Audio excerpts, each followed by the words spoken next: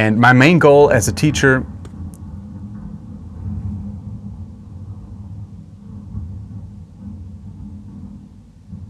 This is a Gewitter. Hey guys, and welcome back to the channel. Today it's time for another Drum Prof Reacts video. Regular viewers already know this. I'm reacting here to educational lesson drum instructional material only, so no reaction to performances whatsoever. We're just here to dissect educational material out there on YouTube. My main goal as a teacher here for the channel is to find information on the internet that is good, to point out really good and valid information. Sometimes we stumble across things that are a bit distracting or that I would explain differently. Then I'm gonna jump into that as well.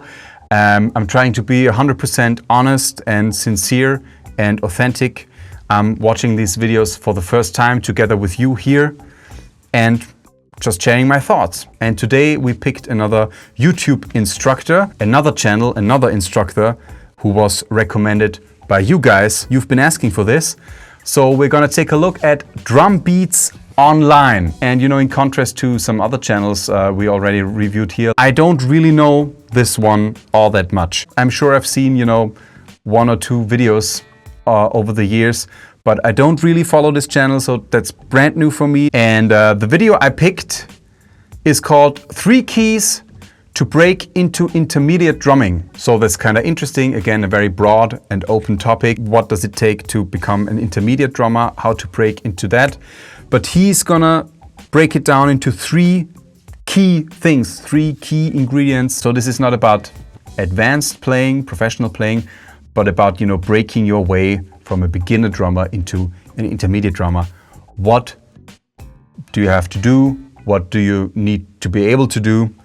And we're gonna listen to that and watch that right now. Let's go.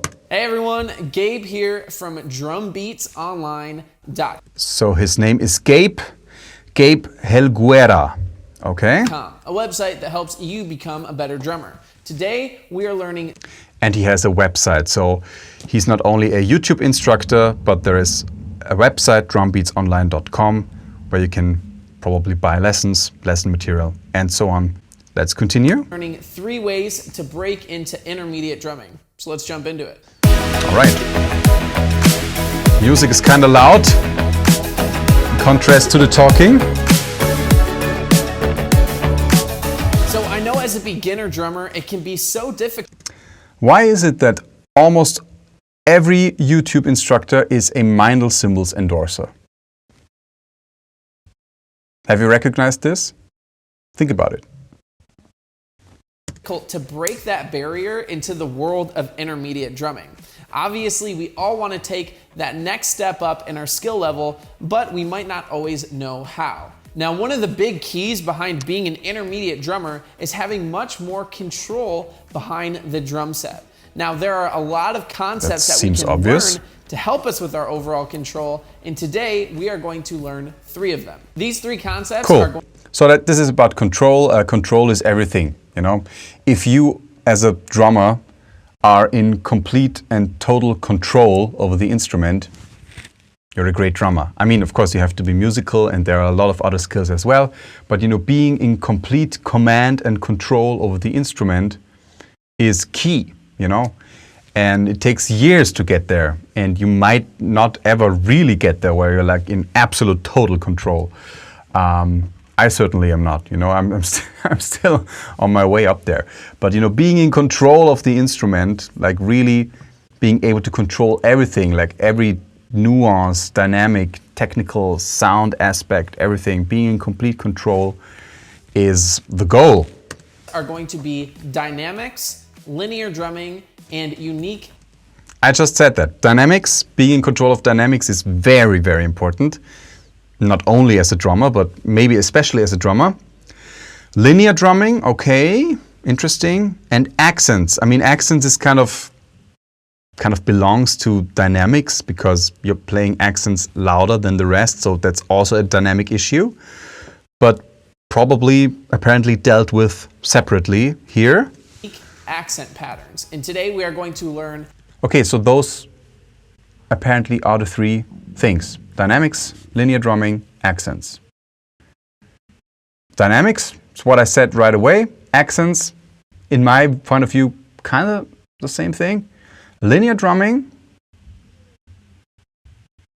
I mean, when you think about linear drumming, I think about, funk drumming, linear drum beats, where every limb is separately, so no stacking. Linear drum beats like, David Garibaldi, Mike Clark, and so on. So for me, that is kind of more like a genre than a concept that separates you from being a beginner drummer to an intermediate drummer. But we will see what is meant by that. Maybe he means some linear chops, like gospel chops and stuff like this.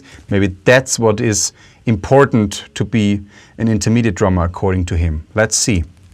A great exercise to help us improve each one of these things. But first, let's start off with dynamics. Now, what the heck are dynamics? Well, we are referring... If you don't know that, it's probably too late for you. To the overall volume that you're playing behind your kit. So for example, if you are a dynamic drummer, it means that you have a very wide range of a lot of different volume levels that you can play behind the drum set. There are so many drummers that I know that can only play either really loud or some other drummers who can only play really quiet. But it's very... I know like 10 times more drummers who can only play really loud than drummers who can only play really quiet. But maybe some young jazz students who never got into rock music, maybe there's a couple of those who have more troubles playing loud, actually. I mean, what is loud? I mean, again, this is a whole different discussion. Let's not go into that. But what he said is 100% true. To be a successful musical drummer, I mean, there's no recipe. I mean, if you only play one style of music, let's say you play in an AC/DC tribute band and you earn your money that way and you play great and very musical, you don't have to be able to play quietly and do other stuff. But now we're talking about being like a well-rounded intermediate drummer. And of course, as we said right in the beginning, control of dynamics is very important. But it's very important for us to be a dynamic drummer and to be able to play the full spectrum of volume. So to help us with this concept, we are going to work on an exercise called self-mixing. Now what self-mixing is when we play a very simple beat. Benny Greb comes to mind here, Tatsukamen, those are all people I heard talk about this. I teach exercises like those, like we're about to see, myself to my students, self-mixing. You play a beat and then suddenly you play your hi-hat louder or softer, or you increase the volume of only the snare drum, only the kick drum. So being able to mix your limbs independently, I think that's what is applied here. And throughout that beat, we try to change the certain dynamic intensity of each one of our limbs. For example, I could play a beat with everything at the same volume, but then what happens if I start to play my hi-hat really quietly, but try to keep the kick and the snare at the same volume? Or then what if I try to quiet the snare down and keep the hi-hat and the kick drum at the same? Why is this important? Because if you, let's say you keep your kick and your snare at the same volume and then you decrease or increase your hi-hat volume, suddenly you're playing a different groove. I mean, you're still playing the same groove, but it's a different feel, it's a different vibe. And if you're in control of your dynamics, you're able to do that. And you're able to explore all those different vibes that are available. The same volume. So now what I want us to do is play a simple beat with eighth notes on the hi-hat, snare drum on beat 2 and 4, kick drum on beat 1 and 3. So it's a very basic beat, but every measure I want us to switch our dynamics of one of our limbs. Check out this exercise where every measure I switch the dynamics of one of my limbs.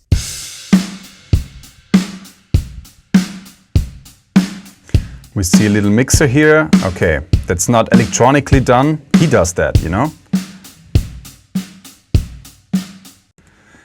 I mean, he's showing everything that is technically possible. This kind of groove now sounds really weird, of course, with a loud hi-hat and kick drum, and the backbeat is suddenly missing. But you should still be able to do all that,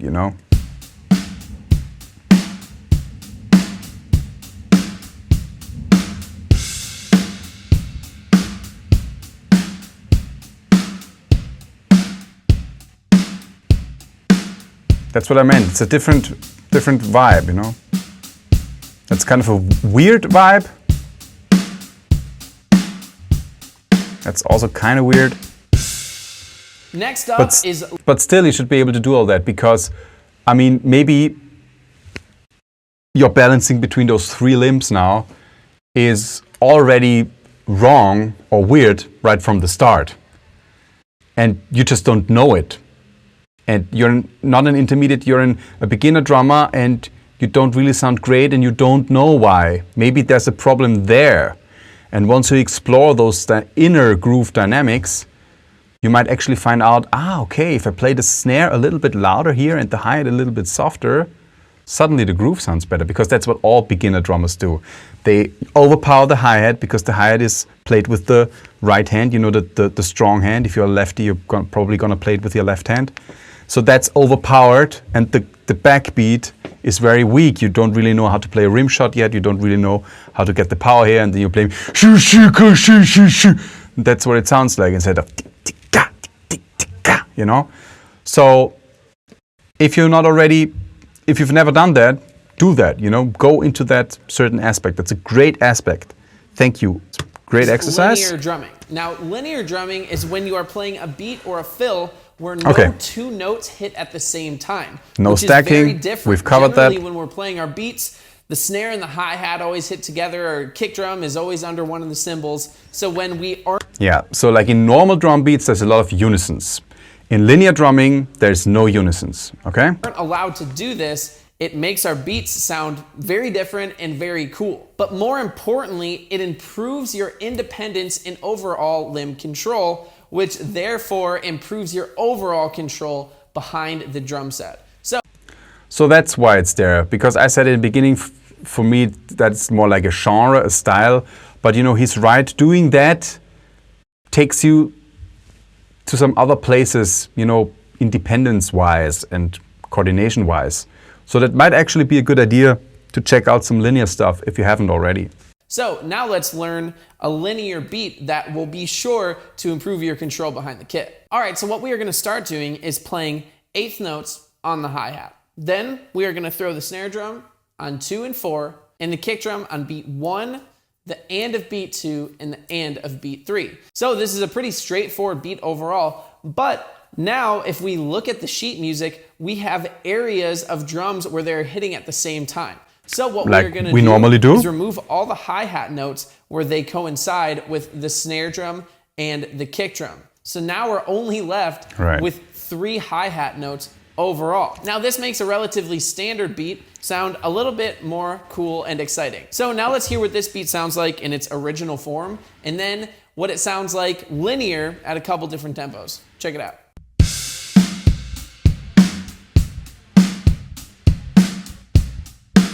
Like a normal beat, we all know that.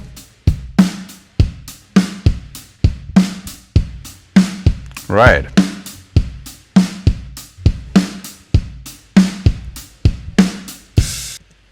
Not only does it sound cool, it also apparently, and I think he's absolutely right there, improves your coordination, your independence, but also it improves your timing, because you cannot rely on your right hand as a timekeeper anymore. Tick, tick, tick, tick, tick. Normally that's the timekeeper. And you attach everything that you do here or here to that. So everything is attached here. Once that doesn't go through anymore, and it just plays, you know, you have to be the time. The time has to be somewhere else. It's not here anymore. So that's also a great timing exercise. I might have overlooked that aspect of linear drumming, you know, taking you from a beginner to an intermediate drummer. I'm still not sure if that is really like one of 3 secret ingredients, but I'm getting there, you know, it's getting more and more plausible and probable that this is a very good tool to take you to the next level. So great job. Okay, a slow demo. Of course. Maybe we can skip this a little bit, and a faster demo again, and a very fast demo. And experiment with accent. Okay. But it's the ability is accent. So sorry. Now we're talking about accents. That's the third Now the last key. concept we have is accents. Now this might not be a brand new concept, but it's the ability to be able to be creative with your accents and even experiment with accent patterns that used to be familiar with you, but then making one slight change to make it sound completely different. So to illustrate, I think everything he's going to talk about now will be great advice, because accents are very important to be a professional or intermediate at least drummer, because accents give you a phrasing, you know? If you just play a fill, da da da da di di di di di di di di di di di di, that's not cool. If you play da da da di di di if you know, balance that out with like accents and ghost strokes and stuff, which is of course dynamics, suddenly you have a phrasing. Suddenly you phrase instead of trying to be a machine. to illustrate this, we are going to change the accent pattern of the paradiddle today. So if you're not familiar with the rudiment paradiddle, the sticking pattern is simply right, left, right, right. So he's going to do some permutations on that, I guess. Left, right, left, left. You should all know that. And we generally always accent that first right and then that first left. So real quick, a standard paradiddle that's like the sounds default like this. version, you know? Exactly, we all know that. And now he's going to change some accents around. So that's a great rudiment that we can have a lot of fun with, but what happens when we start experimenting with accents? So if we shift that accent note over by one, so now it's on the second left and the second right, this can start to sound really interesting and unique. Better yet, what if we move our right hand onto the hi-hat and our left hand onto the snare drum and then throw in quarter notes on the kick drum? Now this can sound like a really cool hybrid of a drum fill and a drum beat, especially played because a beat can also be a fill if you change the beat around. Let's hear what this new accent pattern sounds like behind the kit at a few different tempos. Don't always have to hit toms, you know.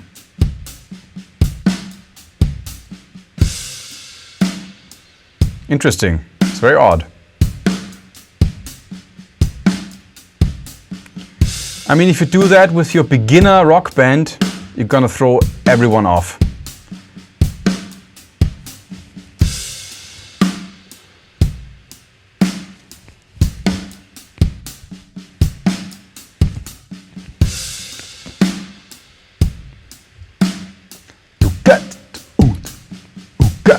I mean, the kick drum is still on the downbeats, but it's tricky.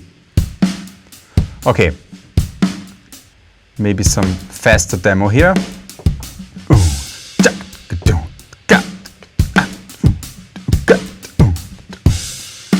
Sounds very cool though.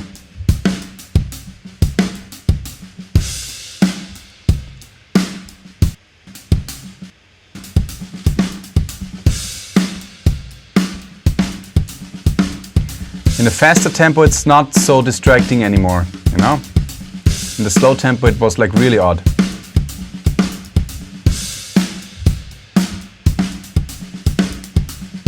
Kick drum sound is a bit like I mentioned earlier, weird. There are actually a ton of concepts that you can learn to fully break into the world of intermediate. In this course, you will start off as a beginner, and by the time you are done, if you really practice... So there's a whole course, Ultimate Intermediate Drum Lessons. He's all of these exercises, making an advertisement here for the course. You will be a full online member. So it's a full lesson. Okay, and then he talks some more about his website. All right. Great job. I mean, of course, the world of accents is like a huge thing. Either you talk about accents for like 3 hours, or you do what he did. You just pick one small exercise and you say, try this. This is an exercise for some accent stuff.